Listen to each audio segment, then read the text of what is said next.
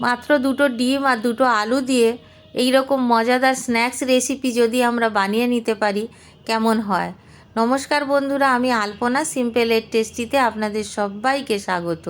আজকের আমি শেয়ার করব ডিম আর আলু দিয়ে একটি মজাদার নাস্তা রেসিপি। আমার চ্যানেলে নতুন বন্ধু হলে আমার চ্যানেলটিকে সাবস্ক্রাইব করে পাশে থাকার অনুরোধ রইল। অলরেডি যে বন্ধুরা আমার পাশে আছেন তাদের অনেক অনেক ধন্যবাদ। এখানে আমি নিয়ে নিয়েছি দুটো ডিম সেদ্ধ করে ছাড়িয়ে রেখেছি আর দুটো বড় সাইজের আলু সেদ্ধ করে ছাড়িয়ে রেখেছি। এখন আমি গ্রেট করে নেব। আলু আর ডিম দুটোই গ্রেট করে নেব। এখন দুটো ডিম আমি গ্রেট করে নিচ্ছি। ডিম দুটো গ্রেট করা হয়ে গেছে। একই সঙ্গে আমি আলুগুলো গ্রেট করে একই সাথে রেখে দেব। দুটো আলু আমি এইভাবে গ্রেট করে নিয়েছি। এখানে আমি পেঁয়াজ কেটে রেখেছি ছোট ছোট করে, আর কাঁচা লঙ্কা আর ধনিয়া পাতা কেটে রেখেছি। একটা বড় সাইজের পেঁয়াজ যত সম্ভব ফাইন চপ করে নিতে হবে। আর এখানে কাঁচা লঙ্কা তিনটে আমি একদম পাতলা পাতলা করে কেটে নিয়েছি, আর ধনিয়া পাতা কেটে নিয়েছি। সব কিছু দিয়ে দিলাম।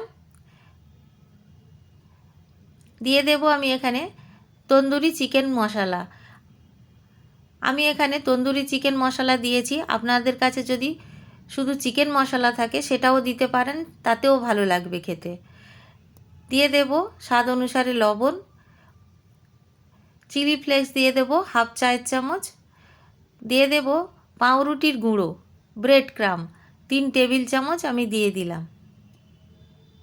আপনাদের কাছে পাউরুটির গুঁড়ো না থাকলে বিস্কিটের গুঁড়োও দিতে পারেন, কোনো অসুবিধা নেই, একই কাজ দেবে। ভালোভাবে মেখে নেব। সবটা খুব ভালোভাবে মিশিয়ে নিতে হবে। খুব বেশি মশলা দেওয়ার প্রয়োজন নেই। এই চিকেন মশলা বা তন্দুরি চিকেন মশলা দিলে বাকি মশলা আর কিছু বিশেষ দেওয়ার দরকার হয় না। আমি ভালোভাবে মেখে নিলাম সবটা। এখন চপগুলো গড়ে নেব, বা স্ন্যাক্স রেসিপিটা যেভাবে বানাবো দেখিয়ে দিচ্ছি। এইভাবে চপের আকারে গড়ে নেব। প্রথমে আমি সবগুলো এইভাবে গড়ে নেব।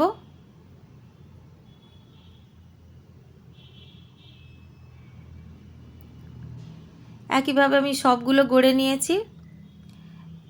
এখন আমি বিস্কিটের গুঁড়ো নেব। বিস্কিটের গুঁড়োর মধ্যে আমি সামান্য লবণ দিয়ে রেখেছিলাম।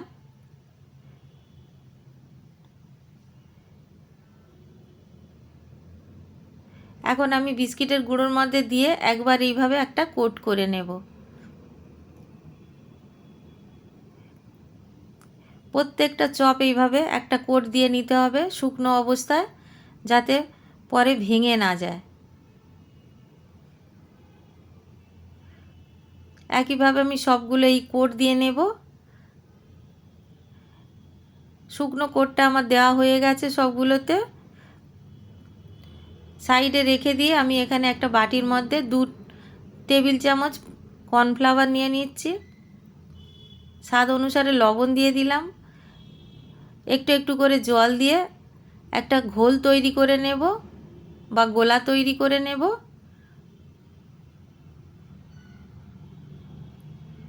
পাতলা মতো গোলা তৈরি করতে হবে।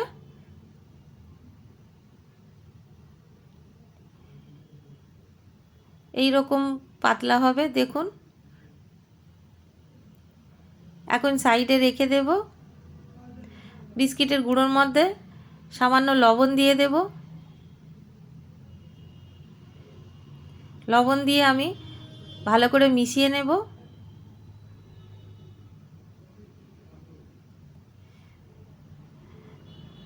এখন আমি কর্নফ্লাওয়ারের যে গোলাটা করে রেখেছি, গোলার মধ্যে চপগুলো একবার করে দিয়ে একটু ডুবিয়ে নিয়ে এইভাবে চামচে করে তুলে নেব।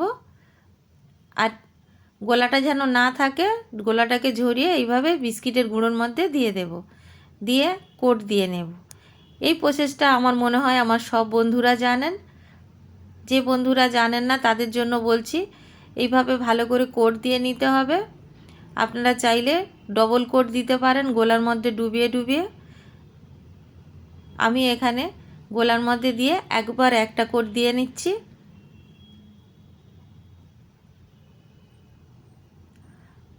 একইভাবে আমি সবগুলো এইভাবে কোট দিয়ে নেব। প্রত্যেকবারে কিন্তু কর্নফ্লাওয়ারের গোলার মধ্যে ডুবিয়ে তারপরে করে নিতে হবে। সবগুলো আমি বানিয়ে নিয়েছি এইভাবে। গ্যাস জ্বালিয়ে আমি তেল গরম হতে দিয়েছি কড়াইতে। ভালো মতো গরম হয়ে যাবে, তারপরে আমি একটা একটা করে চপ ভাজার জন্য ছেড়ে দেব। যত কটা চপ একসাথে যাবে ভালোভাবে তত কটাই দেব। খুব বেশি দিলে ভেঙে যেতে পারে। এমনিতেও আমার 3টে ব্যাচে ভাজতে হবে। চপটা দেওয়ার পরে কিছুক্ষণ আমরা নাড়াচাড়া করব না, 1 মিনিট মতো। তারপরে আমরা উল্টে পাল্টে দেব। চপগুলো আমি উল্টে পাল্টে এইরকম কালার করে নিয়েছি। যখন এইরকম কালার হয়ে যাবে তখন আমাদের তুলে নিতে হবে। খুব সুন্দর কালার এসে গেছে দেখুন বন্ধুরা। এখন সেকেন্ড ব্যাচটা আমি ভাজার জন্য দিয়ে দিলাম। একইভাবে আমি উল্টে পাল্টে ভেজে নেব। ভাজার সময় বন্ধুরা একটু সাবধানে নাড়াচাড়া করতে হবে, যেহেতু আমি একটা গোলা দিয়ে কোট দিয়েছি সেহেতু অনেকটা নরম থাকবে। কিছুটা ভাজা হয়ে যাওয়ার পরে আর ভেঙে যাওয়ার চান্স থাকবে না। এইভাবে উল্টে পাল্টে সেকেন্ড ব্যাচটাও তুলে নেব বা বাকিগুলো একইভাবে ভেজে নেব।